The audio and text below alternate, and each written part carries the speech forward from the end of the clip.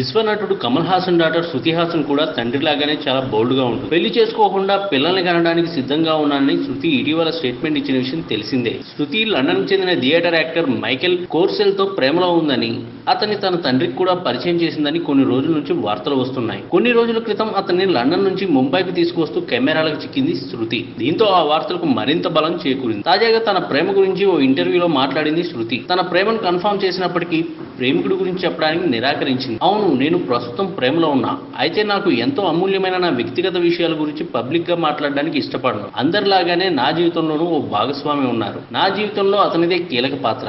అంత మాత్రం చేత అతని గురించి బయటకు చెప్పడం నాకు ఇష్టం లేదు. అయినా నేను ప్రస్తుత నా జీవితంలో 100 విషయాలతో ప్రేమలో ఉన్నానని చెప్పింది శృతి.